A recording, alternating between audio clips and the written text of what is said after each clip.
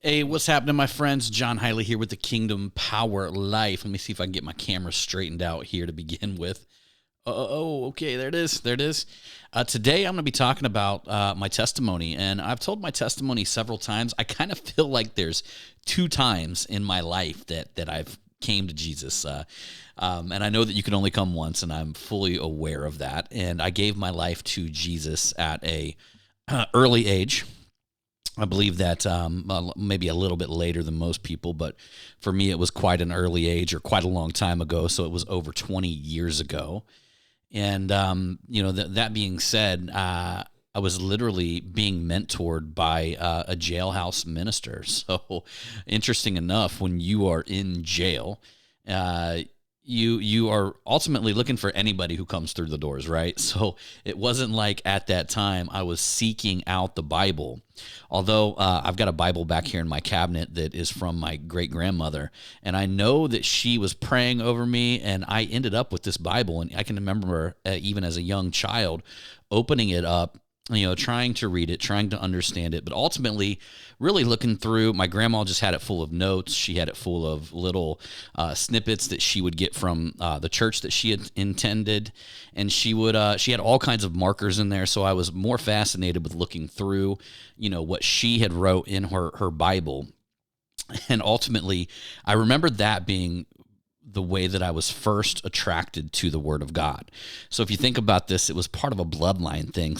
So through the lineage of my grandmother, she was digging a well. If you think about this, she was digging a well, because a lot of people ask me, how I'm so bold in the name of Jesus. But at the end of the day, if you think about it, she was digging a well back then. And just that little seed that she planted that ended up with me ended up taking root and actually growing, in my life, which is just absolutely incredible to think about it.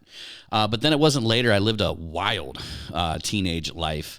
I was in all kinds of trouble all the time. I couldn't even tell you how many fistfights I've been in growing up. I lived in kind of a rough and tumble town outside of the suburbs of Dayton, Ohio. And everybody was fighting. There was occasional, things that got worse than that. I mean, I was hit in the head with a tire iron. I was hunted down and nearly, nearly had a drive-by with a gun, in my neighborhood. So there was a lot going on back then, and it was normal for me at a very early age to grow up around drug dealers, crack dealers. It was very normal for me to grow up around a lot of violence, and things were rough back then. I mean, in fact, when I was growing up, you couldn't wear particular types of clothing, or else people would try to steal it from you. So if you went into the Dayton, Ohio, and now the downtown is actually kind of safe to walk through compared to what it was back then. What it was back then, people were looking to catch you and steal your shoes or to steal your starter jackets back then. So I grew up in this environment where, it was violence. The way that you made money was by selling drugs or, getting involved in some sort of criminal activity to actually survive. That was the mentality that I grew up in.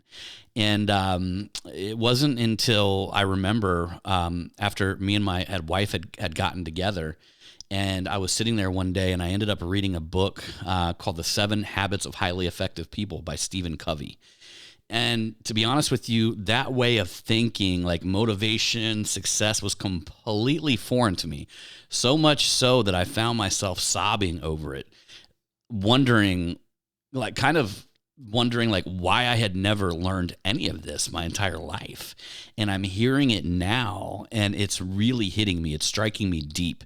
And that led me into a journey of self-improvement, which led me into a journey of, finding the right mentors, the right music to listen to, all of them things early on. But I still wasn't reformed, or I still hadn't came to Jesus, which led me into continuing my criminal activity. And it wasn't until literally a jailhouse minister came to me, and this was after they had already kicked in my doors and took me to jail for trafficking drugs at the time. And a jailhouse minister happened to be in there, and he talked to me, and he told me about a little church that was down the road from where we lived. And it was a little Baptist church. In fact, it's still there today. I mean, I'm talking about the tiniest church. I mean, this thing couldn't have held more than 50 people, but the place was packed. We went to very few services there, actually. In fact, occasionally they would show up to my house, and at the time I was still drinking and engaging in, all kinds of bad behavior. And ultimately, at that time, I really got baptized because I wanted to avoid a trip to hell. That was my thing. Like, I had this thing in my mind that if I did not go and get baptized, that I was going to hell. And that is what forced me to go into this, and that's what forced me to contact the church, set up the baptism, and we did it, and I came to Jesus on that particular day. But it wasn't for the reasons that I've discovered later in life that I was actually supposed to come to Jesus, right? It was more out of fear rather than love.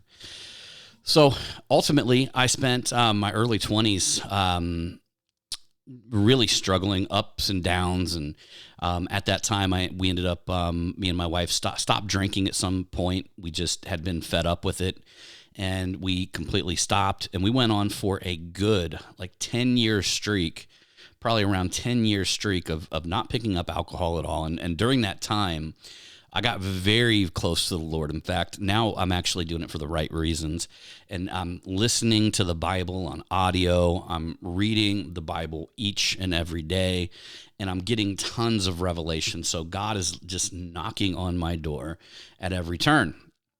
And I created something back then, was a movement like you see today, the Kingdom Power Life movement. Well, this was back in probably 2015, 2016. And I created a movement back then. I called it the Bearded Messenger. And I remember really at that time bringing a lot of people to Jesus and bringing Jesus into the equation everywhere that I went. I was privately talking to people, letting them know how Jesus had changed my life. And I just remember the feeling that each and every time that I did that, I could just feel the Lord just rewarding me. I just felt the Holy Spirit all over me. And it just became, a critical part of my mission. I was really good at it at the time. And I could take people that were essentially non-believers, and because I looked the way that I did, I talked the way that I did, and I, was living a pretty successful life. I mean, compared to most people in America, and especially most people my age, we were definitely very high income earners at that level, and owned several businesses at that time. So we'd not only built, an automotive company business that was doing very well, but we also ended up building what turned into later one of the largest businesses in the automotive industry. As far as that niche goes, an educational company. And then was in the process of building tool lines, manufacturing tools, which later on we continue to do. We continue to manufacture. I still own that company today.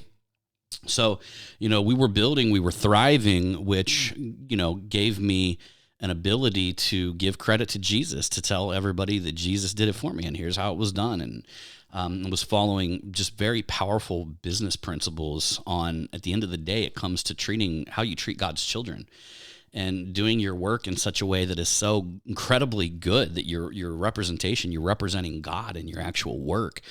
Apostle Paul talked about this. He said, don't work as if you're working for man, work as if you're working for God. Because if you do that, you're going to be giving God's children an incredible product or service or whatever it is that you're offering that will far exceed their expectations. So here I am doing and applying these principles and really just making it better. I mean, God is a very orderly God. So when you're in business, you're called to be very orderly, even if you're disorderly, right?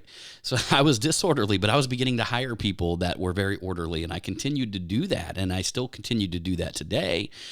And, really getting things where they're moving with consistency. God does not labor to push the sun up each and every day. God is not out there pushing the sun up on his shoulders. He makes it happen. And, we're called to have that order inside of our business. I mean, an example of that would be one of the most successful businesses in the world is Chick-fil-A restaurant. I mean, they've got their processes, the predictability. You can go to any Chick-fil-A in the country and really get about the same meal. and it's good. I like it anyway. I mean, I like the taste of their chicken, so it's good. I call it the Lord's chicken, right?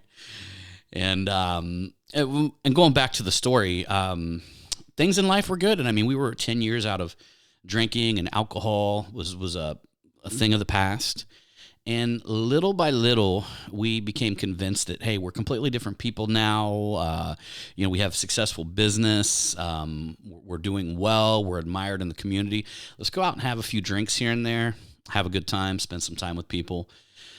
At our friends that had drank, we could maybe get more intimate in conversations and things of that nature, which seemed like a good idea. So we did, and little by little, it wasn't terrible. I mean, every other weekend, and what happened was it continued to just down spiral until it eventually, like little by little, worked its way back into our life to where we were back where we were in our early 20s.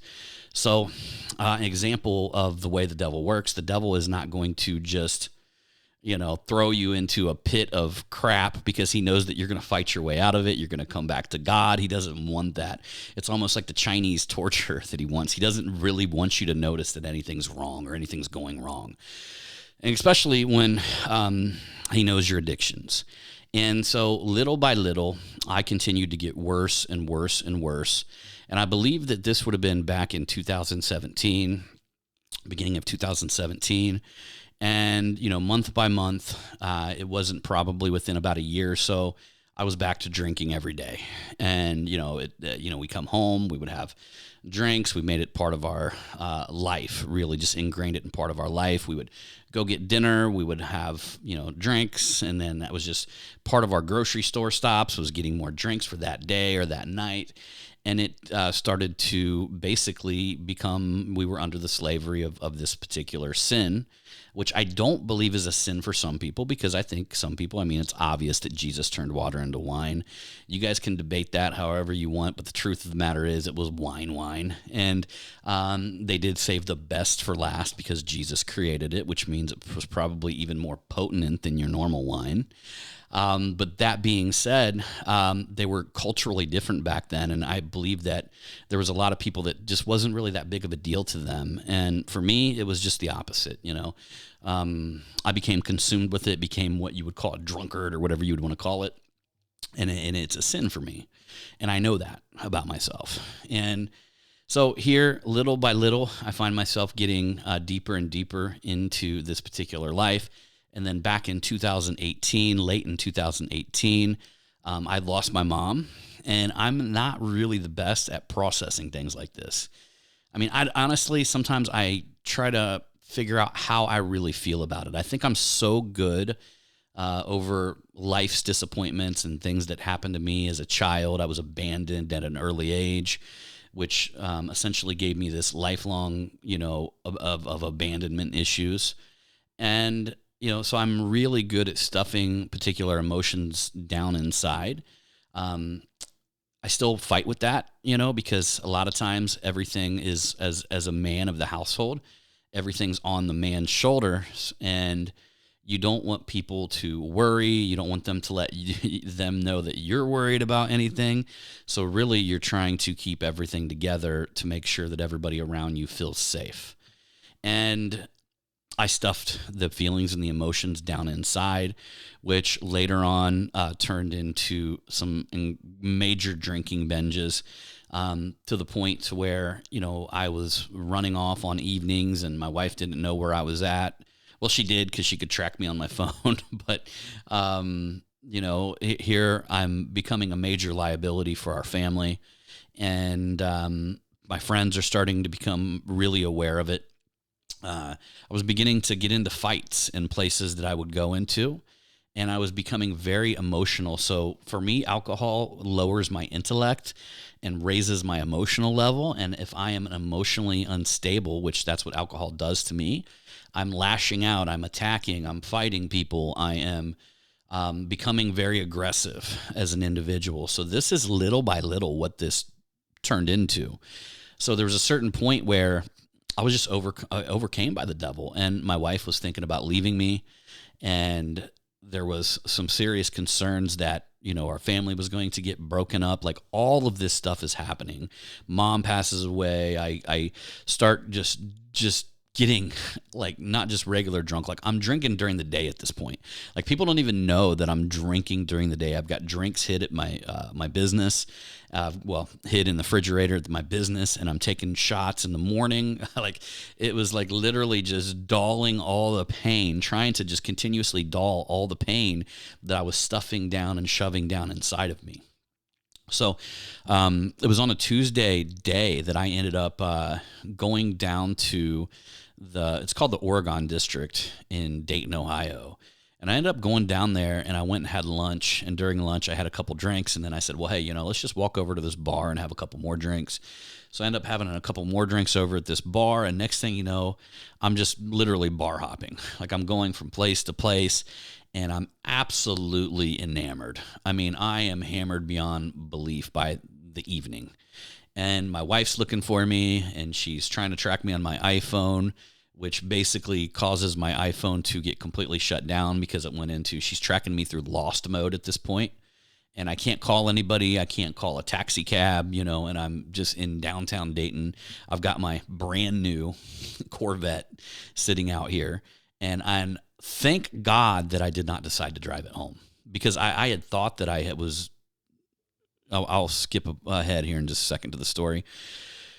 So I ended up, I don't even remember getting into my car, and I don't remember getting into my car, but what I did was, it was January 2019 in Ohio. It was very cold weather there. It's like one of the coldest months of the year is January and February.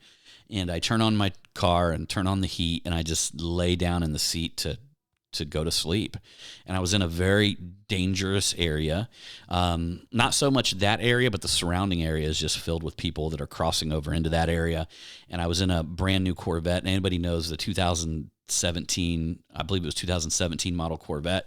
All you got to do is just click the little buttons on the side, and if the keys are in it, the door just opens. So I was in a very vulnerable position, and thank God that he was watching over me that night. And so the Dayton PD, the Dayton Police Department, seen a brand new Corvette sitting in the middle of the parking lot just running. And so they had to go, and they went and investigated. And when they came up to the car, they seen that I was in the car. It is technically illegal and I didn't know this at the time, to be asleep in your car and the car running and for you to be intoxicated. That is illegal. Now, it's not a DUI where they initially hit me with, but it is a control is what it's called. So, they dropped it down to what's called a control.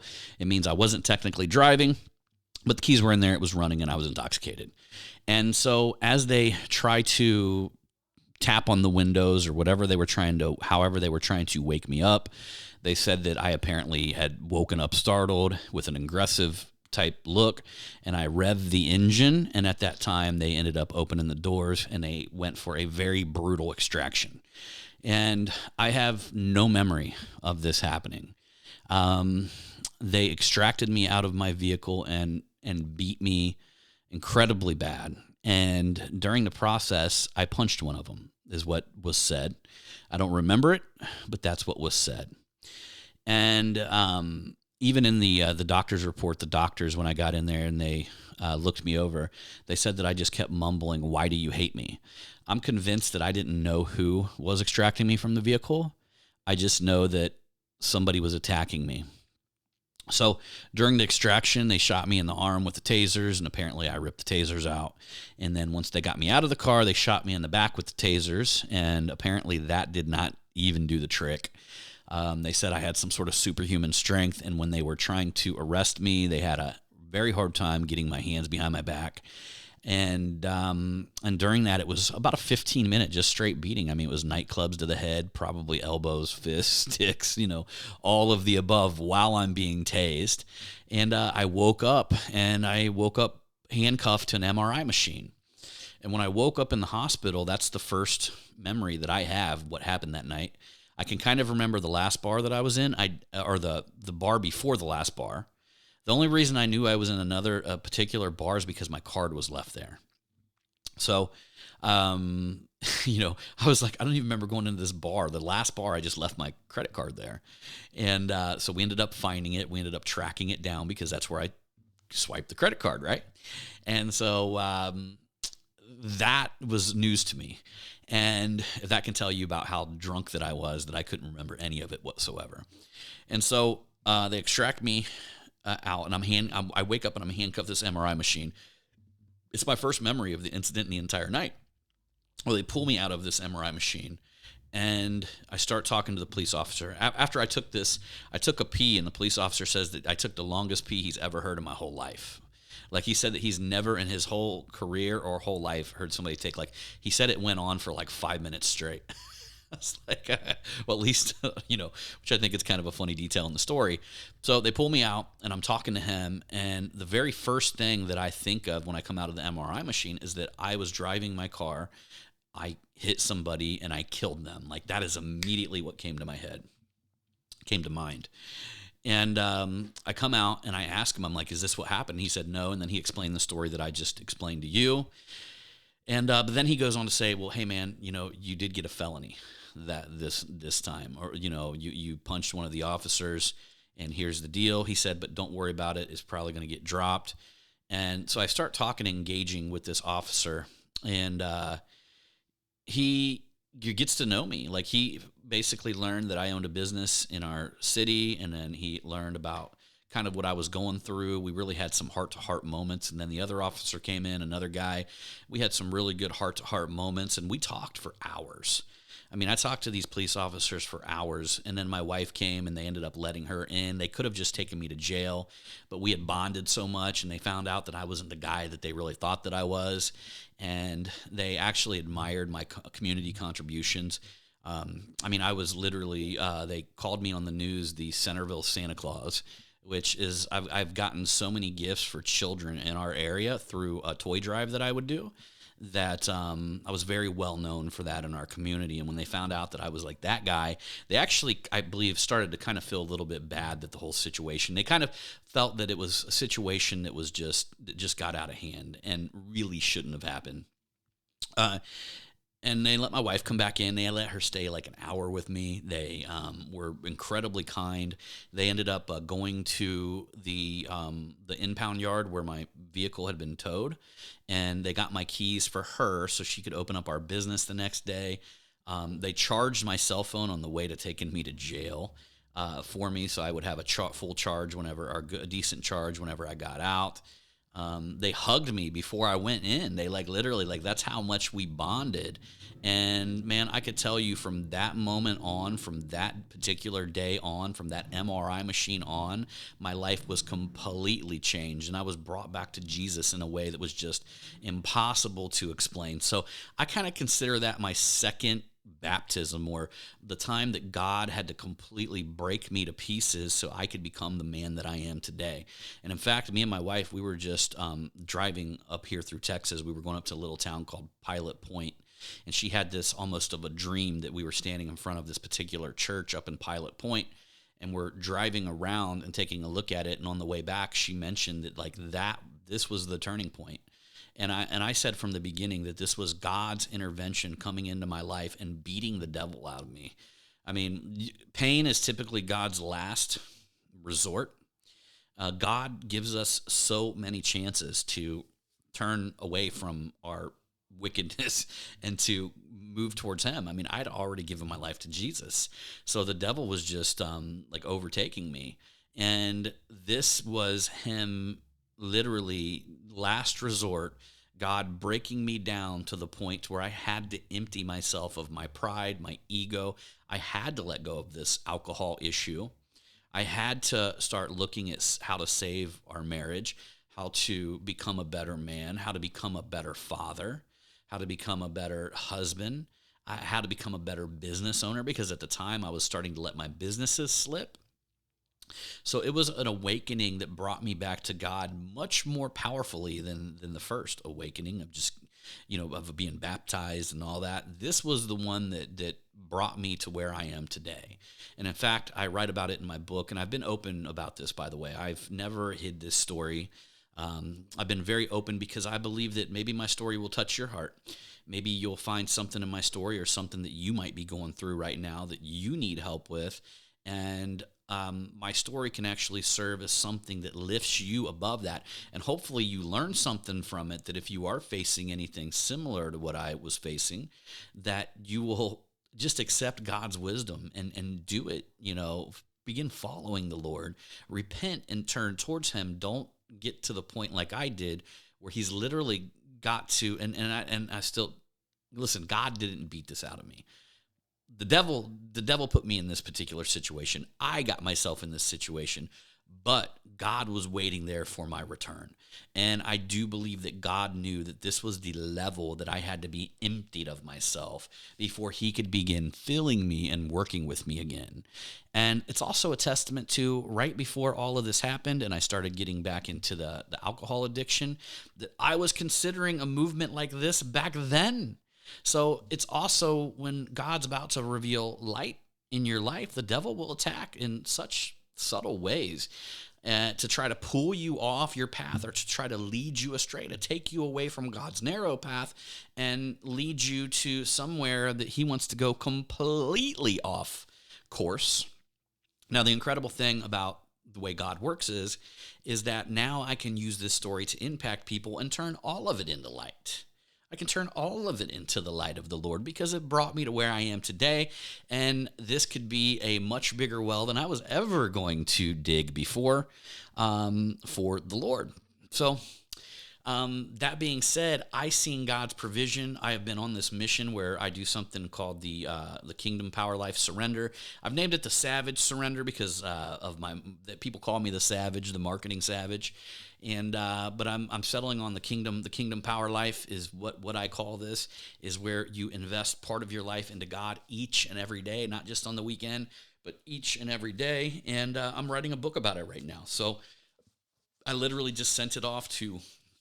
I've had it edited by one group of people, and then I sent it off to a completely different group of people because I wanted a completely different perspective on the edits. And then once everything comes back, I will re-edit it myself again, and we are not far off, my friends. So the Kingdom Power Life is right around the corner. We'll go into even more detail of over the last 5 years, what I've experienced since then. I've only stumbled one time during the last 5 years, so I had a little issue for about a month where I stumbled, and I started to drink again over the last 5 years. And it was fast, it was furious, and it was right before I was going to start this. I truly believe the devil was trying to attack the way that he was trying to attack before, and it's not to get me off the hook. I take full responsibility for all of that, but with the power that my wife has, with her level of being able to help me and be an accountability partner and all of that, we were able to overcome that, and we were able to do what we're doing actually today because of that. So that, my friends, is my testimony. And so I feel like I've got two parts of my testimony, two parts of my story, because, Jesus warned that if you don't fill your life with Jesus, the devil's going to come back. You don't fill your heart with Jesus, the devil's going to come back. He's going to see a clean, empty house, and he's going to bring 7 of his friends, and they're going to get a hold of you and take you on a ride you don't want to go. And that happened to me.